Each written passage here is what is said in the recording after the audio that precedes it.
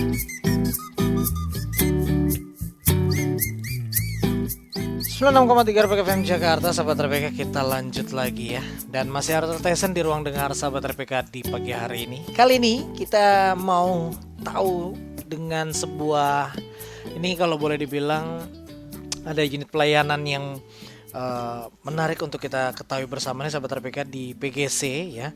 Jadi di PGC itu sahabat RPK ada banyak sekali, tidak sekedar menjadi sebuah tempat di mana sahabat RPK bisa berbelanja, tapi juga sahabat RPK bisa mendapatkan layanan-layanan masyarakat sesuai yang disesuaikan begitu. Kalau kemarin beberapa waktu yang lalu kita mendapatkan informasi bahwa di PGC itu menjadi tempat pelayanan terpadu untuk administrasi kependudukan. Lalu 2 minggu sebelumnya persoalan-persoalan yang menyangkut dengan persoalan hukum itu bisa sahabat RPK datangi ke gerai terpadu di sana. Dan kali ini sahabat RPK ternyata tidak hanya itu saja, tapi mengenai persoalan yang ini sering banget muncul nih.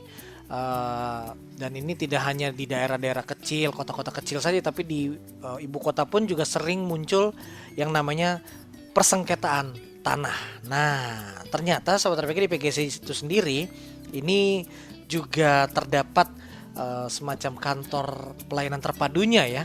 Nah, untuk lebih jelasnya, dan saya juga ingin tahu juga nih mengenai sengketa tanah. Itu kalau nggak salah kan dekat juga dengan istilah mafia tanah dan lain sebagainya ya. Wah, ini bakal seru nih sahabat RPK.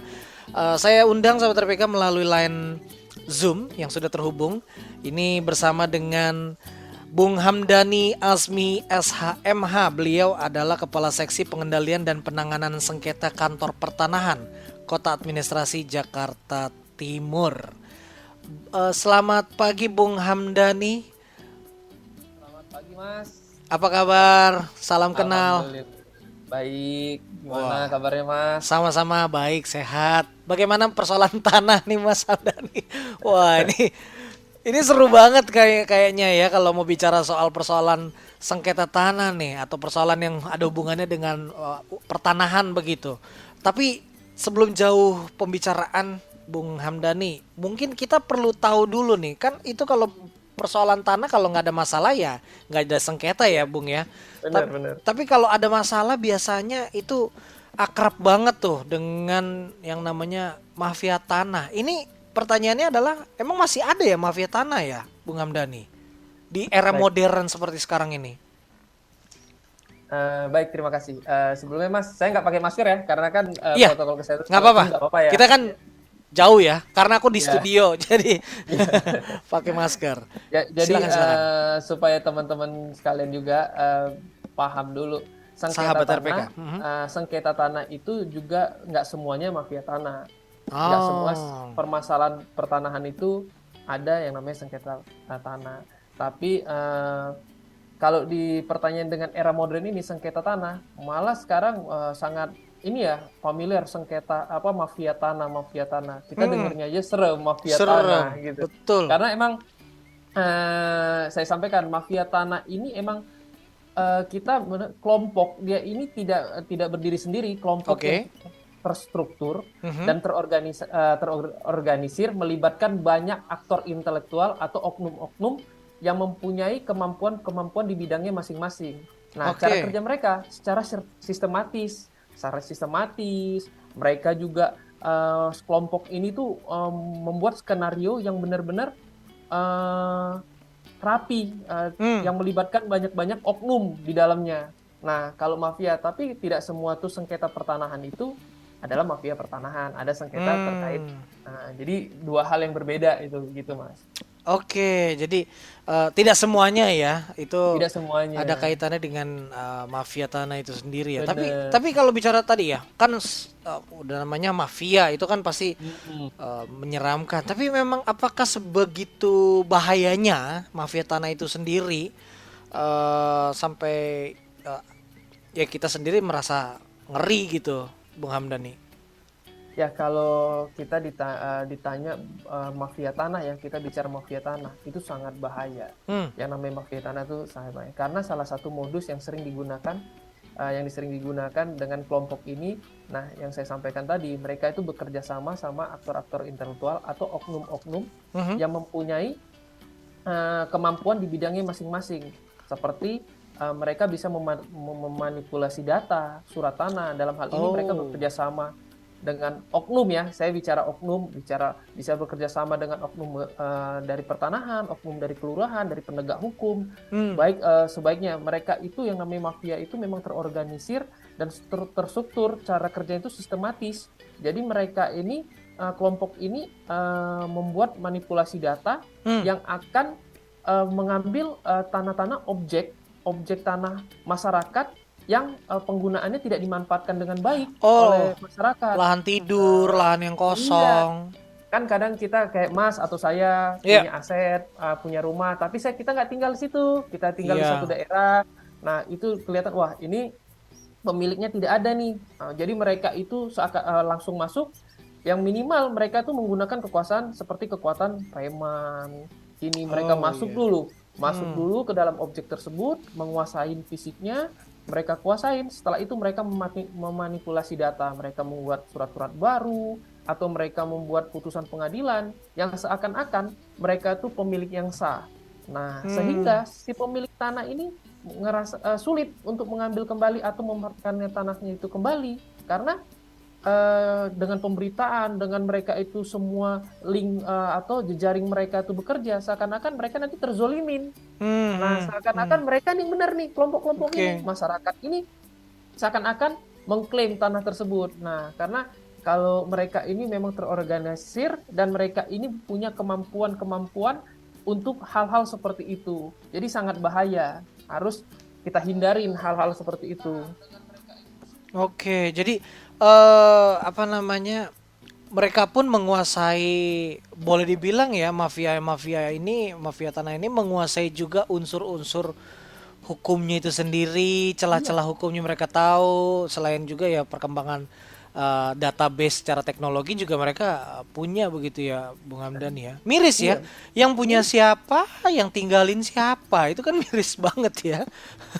Nah, karena memang kemampuan mereka itu di bidang seperti itu. Mereka itu melihat celahnya di mana kelemahan-kelemahan masyarakat itu. Iya. Sementara mereka ini kan kelompok yang melibatkan banyak oknum-oknum intelektual yang punya kemampuan di bidangnya masing-masing, mulai penegak oknum ya, saya bicara oknum, baik di pertanahan, baik ini, mereka semua punya kekuatan di dalam hal itu. Sementara masyarakat itu kan mohon maaf, masyarakat itu kadang ngerasa apa ya? Iya, pasti ada kekurangan yang punya saya sudah punya keterbatasan.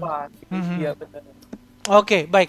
Wah, ini sangat menarik nih. Lalu apa nih kira-kira yang harus dilakukan kalau kita tentunya dengan bukti yang kuat menjadi korban begitu ya dari mafia tanah itu sendiri?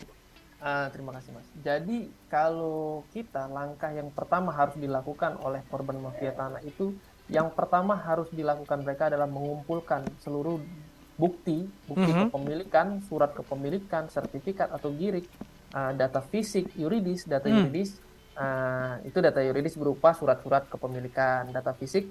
Si korban mafia tanah harus tahu dulu objeknya di mana, batasnya, luasnya berapa, objeknya itu di mana. Setelah itu mereka segera melaporkan nih ke penegak hukum, baik kepolisian, baik kejaksaan atau ke kantor pertanahan yang dimana objek itu tersebut. Kalau kita bicara kantor administrasi Jakarta Timur, korban mafia tanah itu segera melaporkan ke kantor kita. Nah, sekarang juga BPN ini sudah sudah membentuk Satgas Mafia Tanah yang di dalamnya itu terdiri dari Badan Pertanahan, BPN, kepolisian, kejaksaan.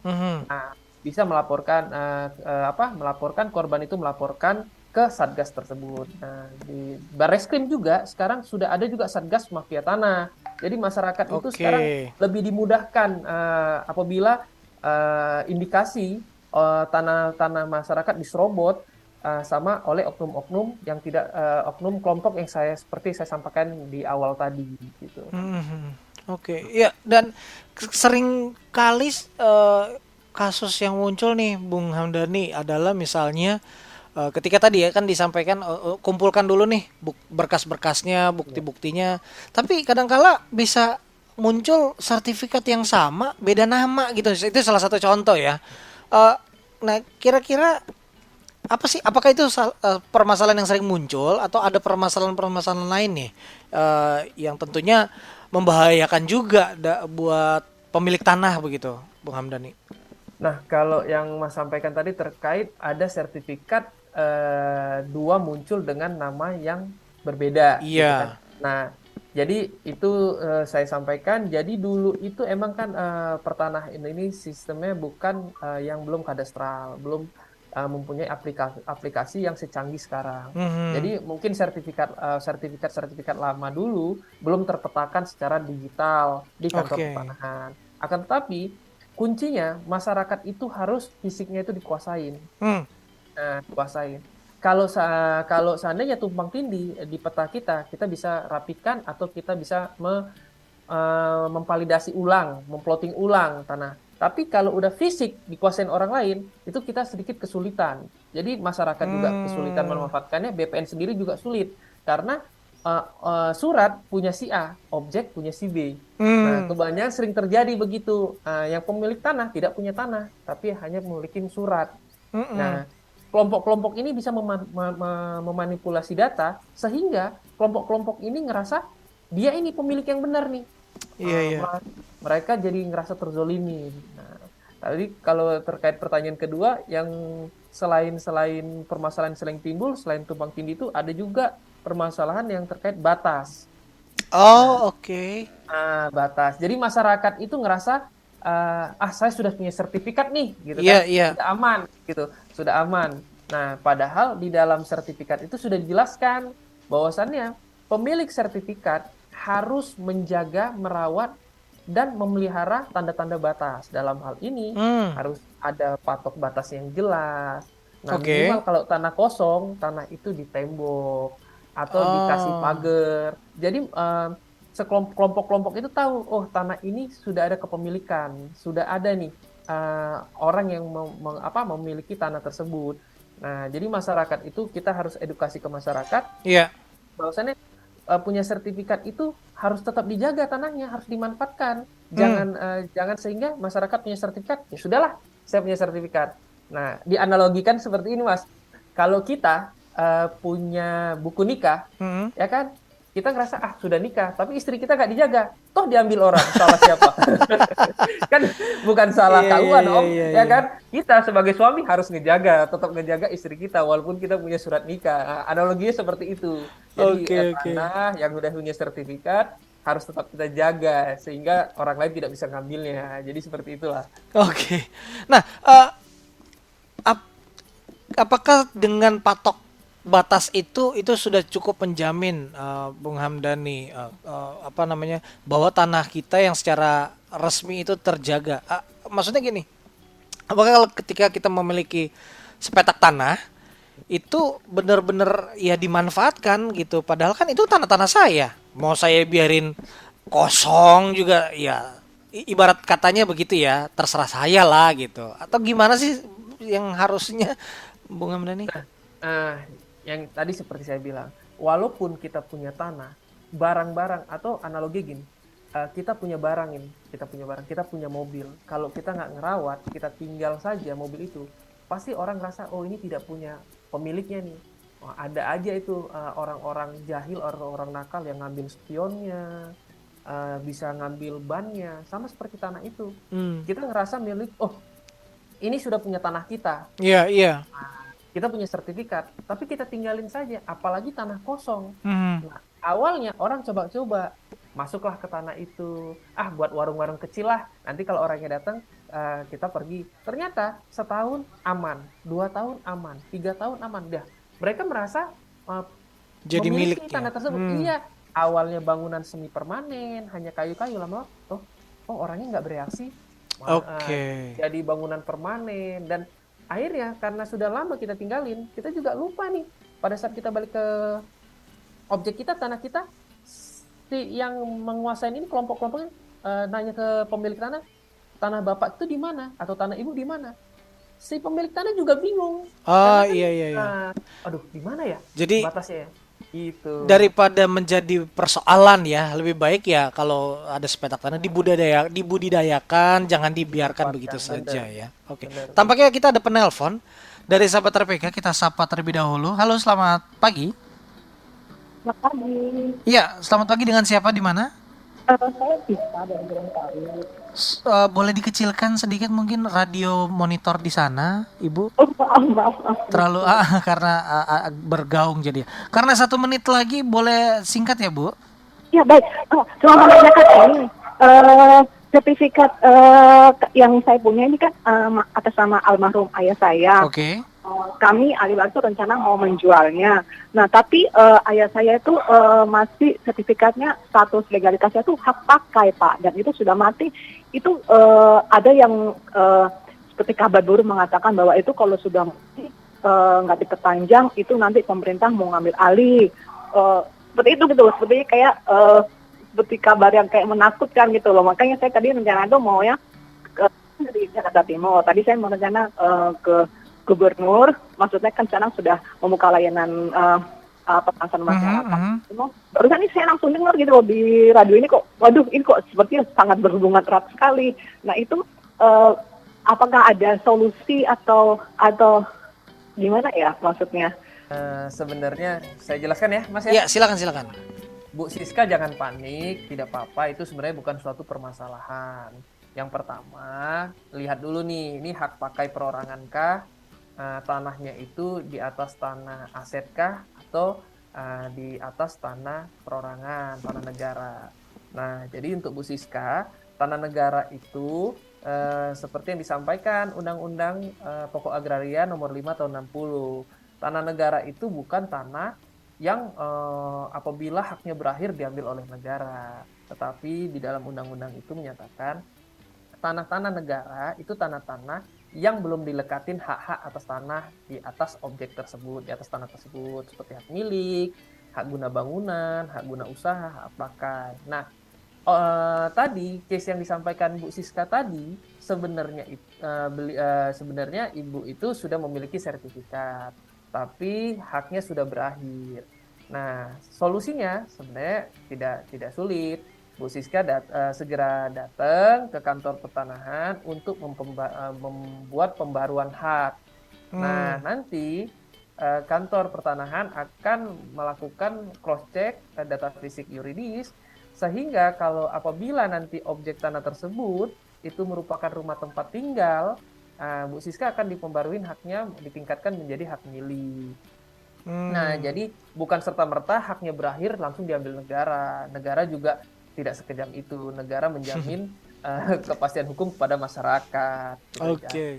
Nah, itu sertifikat itu atas nama orang tua dari Bu Siska. Jadi Bu Siska, langkah pertama itu yang harus dilakukan adalah harus punya yang namanya surat pernyataan waris atau penetapan pengadilan atau surat dari Kumham terkait bahwasannya benar nih orang tua ini meninggalkan beberapa anak. Nah, nanti dengan adanya dokumen-dokumen itu nanti diserahkan ke kantor pertanahan, sehingga kantor pertanahan bisa menerbitkan haknya dengan pembaruan hak tadi sesuai dengan nama ahli waris. Oke. Itu. Oke, baik Pak Bung Hamani. Mudah-mudahan itu tadi bisa mendapat informasi dari Bu Siska ya. Dan ada penelpon kembali, Bro Daniel. Ya, halo, selamat pagi. Selamat pagi, Pak. Iya, dengan siapa di mana? Dengan Pak Edi di Bekasi, Pak. Pak Edi di Bekasi. Oke, baik. Silakan Pak Edi, singkat saja ya pertanyaannya, Pak. Ya, saya mau mohon info, Pak. Itu saya kan ada khusus tanah harga ya.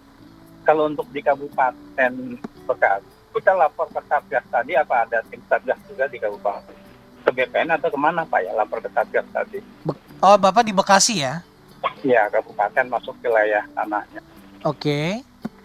Itu pertama. Kedua ya untuk kasus pengambil alihan lahan. Jadi ada tanah kita keluarga, tapi kita kuasai sampai hari ini fisiknya, tapi dibuat orang sertifikat dengan figur dari kakek saya gitu, seolah-olah dulu warisnya mereka. Tanpa kita ketahui, sekarang jadi kita mau rapikan sertifikat, loh kok sudah ada nama orang lain, ternyata figur semua kita cek mereka palsu semua. Oke. Nah itu kalau seperti itu gimana Pak ya saya menyelesaikan masalahnya? Lapor ke siapa? Baik. Itu saja Bapak. Ya itu dulu, terima kasih ya Baik. Pak. Terima kasih Bapak. Silakan Bung Hamdani. Terima kasih untuk Bapak tadi saya kurang jelas nama Bapaknya tapi Pak yang Edi saya, ya? Pak Edi ya. Pak Edi.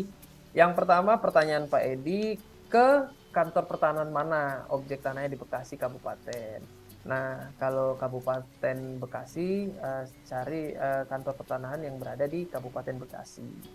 Nah, segera laporkan terkait permasalahan yang Pak Edi hadapin. Ada tanah Pak Edi, objek tanah yang dikuasain sampai saat ini diterbitkan sertifikat orang lain. Seperti yang saya sampaikan di awal tadi, makanya saya bilang, jadi Pak Edi ini pertama harus mengumpulkan data yuridisnya dulu, surat-surat Pak Edi dulu nih. Bukti-buktinya dulu. Bukti-bukti kepemilikannya. Nah, sehingga kita harus pertanyakan juga kenapa pihak lawan kelompok itu bisa punya tahu nih kakek Pak Edi punya tanah di situ. Berarti kan mereka ini sudah ada juga nih jaringan mereka yang yang bisa mengetahui bahwasannya kakek punya di situ dan mereka bisa memanipulasi data-data. Itu yang seperti saya bilang tadi, memanipulasi data-data terhadap objek tersebut. Nah, Pak Edi langkahnya harus segera nih melaporkannya ke pihak berwajib. Nah, penegak hukum maksud saya, ke penegak hukum dan melengkapi bukti-buktinya. Setelah dapat bukti-buktinya, kalau pemalsuan, dengan itu nanti laporkan juga ke BPN. Agar BPN tahu bahwasannya objek tanah itu ada unsur pemalsuan, ada unsur tipu daya di atas objek tersebut. Tapi harus dibuktikan dulu pemalsuannya itu oleh penegak hukum. Sehingga BPN melakukan langkah memblokir sertifikat tersebut agar tidak terjadi pelayanan di dalam objek tersebut dan di pelayanan pertanahan di atas sertifikat tersebut. Nah, tapi semuanya itu harus dibuktikan dengan data fakta-fakta hukum secara benar dan tepat. Jangan kita bicara lisan, oh itu punya tanah saya, ini punya ini, itu tidak bisa. Kita harus sesuai dengan koridor hukum. Iya betul. Apalagi ini kan kepentingan orang banyak ya, kepentingan yang satu pasti merasa yang paling asli, yang satu juga merasa yang paling asli ya. Dibuktikan saja begitu ya. Benar. Ada satu ini juga nih penanya Bung Hamdani dari line WhatsApp yang kami terima, namanya Desi di Pondok Rangon. Dia ada yang mau ditanyakan. Jadi almarhum ayahnya itu menjual sebagian tanah pada tahun 2015. Suratnya diurus pembeli lewat notaris untuk dipecah, tapi setelah jadi ada bagian tanah dari almarhum yang tidak masuk sertifikat.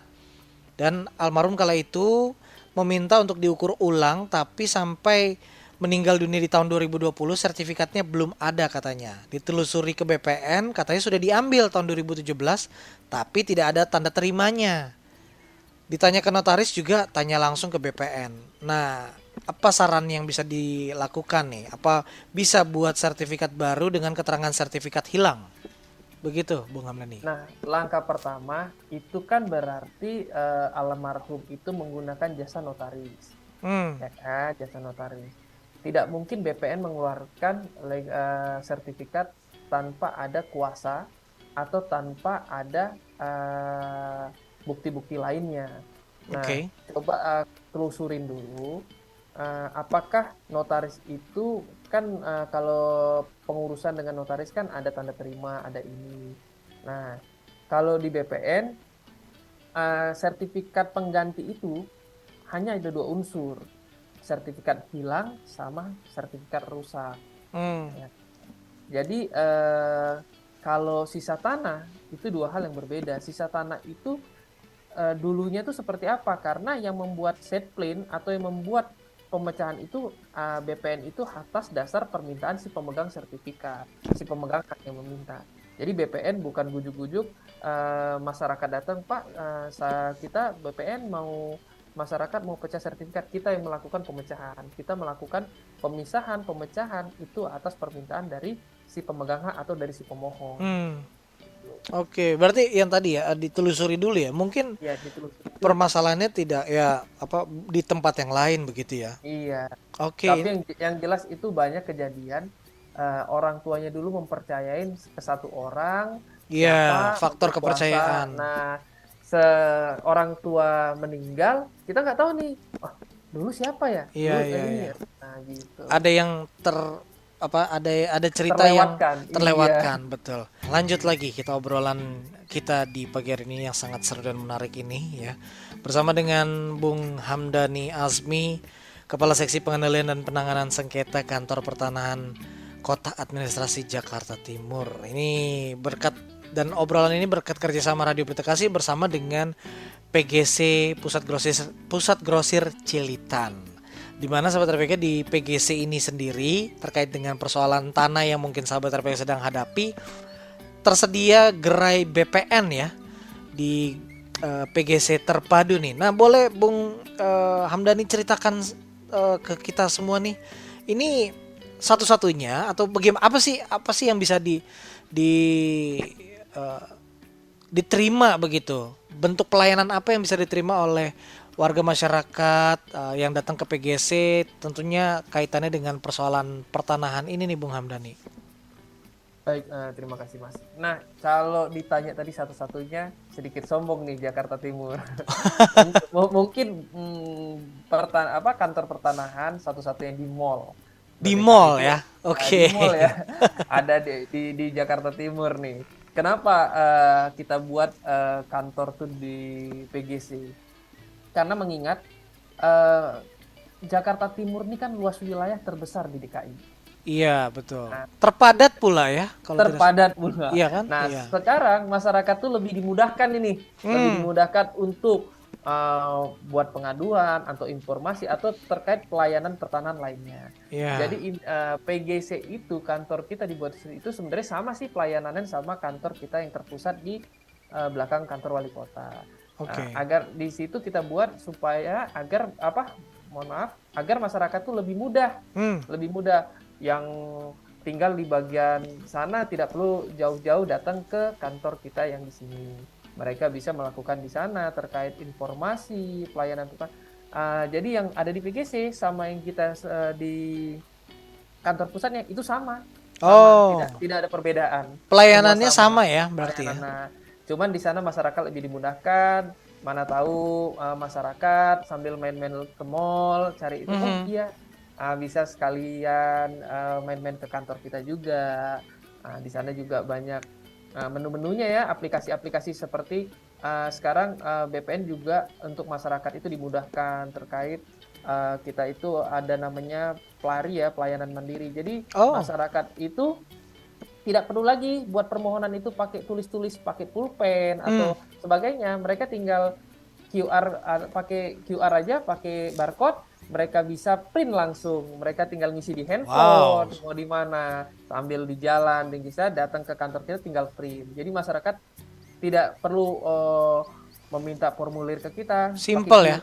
Iya, simple. Jadi mereka datang di PGC atau di kantor kita tinggal semuanya itu pakai QR aja, pakai barcode. Baik, ini tampaknya ada penelpon Bung Hamdani. Kita sapa terlebih dahulu. Halo, selamat pagi. Terima kasih, selamat pagi. Ya. Dengan Bung Arthur ya. Iya, Bung Ferry, silakan. Ferry, baik. Bung Hamdani, terima kasih, selamat pagi sudah talk show pagi hari ini.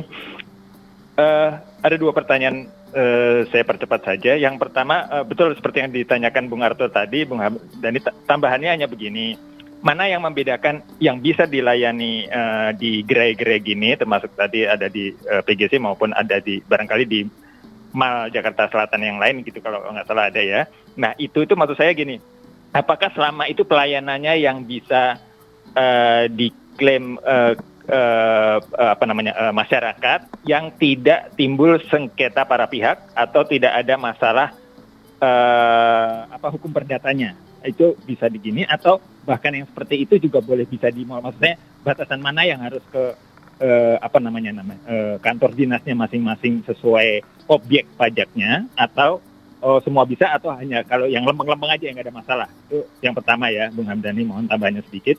Yang kedua sedikit, walaupun barangkali kalau sepengetahuan Bung Hamdani saja, karena saya juga bingung mau nanyanya kemana, mungkin bukan wilayah koridornya tapi ada info umumnya. mengenai HO, Bung Hamdani, mau ngupdate aja. Kadang-kadang kan peraturan itu kemudian terupdate. HO yaitu undang-undang entah gangguan, entah apa pada orang yang mempunyai usaha di tepi jalan, usaha resmi ya, artinya toko segala macam. Nah, sampai saat itu tuh kewajiban HO yang per tahun sekali terhadap kepada dikenakan kepada pemilik objeknya, bukan pengontraknya, itu tuh masih ada atau tidak? Mungkin itu saja. Bung Hamdani, Bung Arto, terima kasih banyak atas waktunya. Selamat pagi. Selamat pagi, Bung. Terima kasih banyak, Bung Ferry. Silakan, Bung Hamdani. Terima kasih, Pak Ferry ya tadi. Iya. Ya, pertanyaannya layanan apa saja yang bisa di PGC. Seperti yang saya sampaikan, di PGC itu tidak ada perbedaan sih. Semua layanan kita layani di sana. Akan tetapi kalau layanan seperti yang berat-berat, masyarakat itu kan harus bersurat dulu. Boleh masukin surat lewat PGC. Nanti kan tetap data-data di PGC itu link ke kita. Jadi permasalahan terkait apa, batas, nanti kan kita di BPN ini punya bidang masing-masing terkait pengukurannya, terkait penerbitannya, terkait permasalahan sengketa.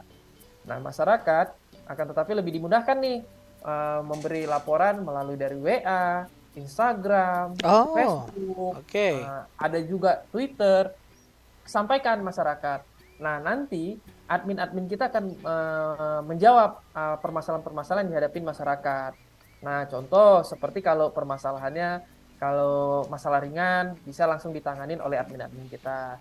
Kalau nanti permasalahannya berat, nah nanti admin itu akan mengarahkan untuk masyarakat agar melakukan langkah-langkah apa dan harus berbuat apa. Nanti admin-admin kita akan melakukannya. Itu yang pertama tuh.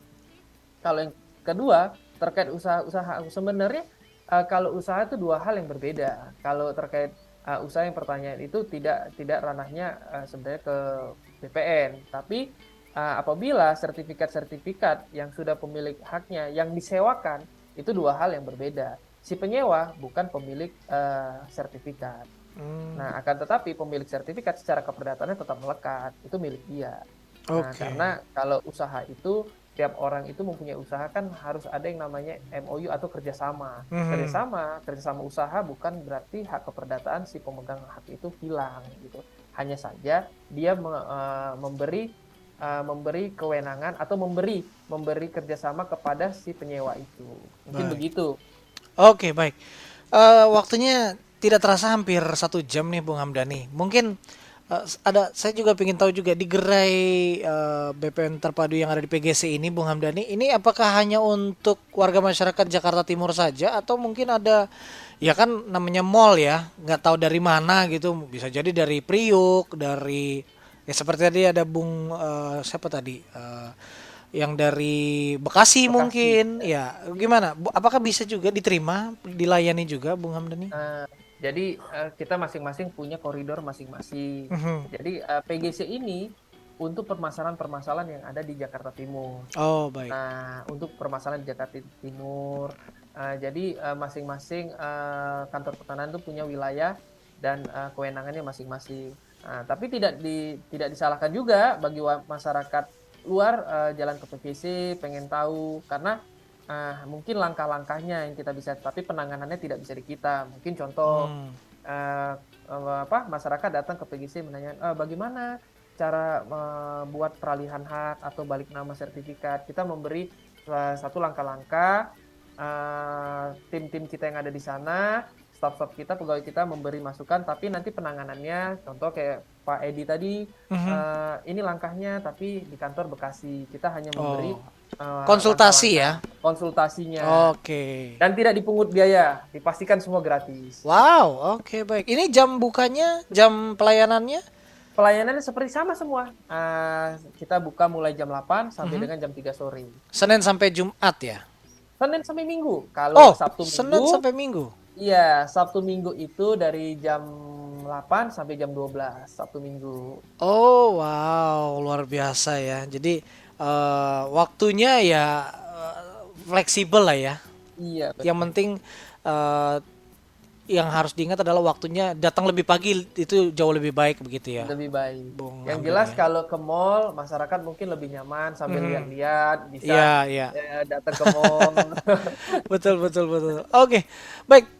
Bung Hamdani, terima kasih banyak atas informasi yang Sama-sama. tadi juga sudah dibuka juga wawasan melalui apa yang sudah disampaikan oleh Bung Hamdani. Dan sekali lagi terima kasih banyak Bung Hamdani. Sehat selalu, sukses. Salam buat teman-teman BPN di sana juga ya, di kantor pertanian Jakarta Timur juga. Dan lain waktu kita bisa ngobrol lebih lanjut lagi, topik yang lain lagi juga ya Bung Hamdani ya. Baik, demikian tadi Sobat RPK, tidak terasa sudah 1 jam saya ngobrol bersama Bung Hamdani Azmi, Sobat RPK. Beliau sekali lagi ini adalah kepala ya. Bung Hamdani Azmi ini adalah Kepala Seksi Pengendalian dan Penanganan Sengketa Kantor Pertanahan Kota Administrasi Jakarta Timur. Bisa Sahabat RPK datang juga ke gerai BPN terpadu di PGC untuk konsultasi ataupun penyelesaian perkara yang mungkin Sahabat RPK membutuhkan bantuannya begitu ya. Dan obrolan kali ini dipersembahkan oleh Radio Pelita Kasih bekerja sama dengan PGC Cililitan.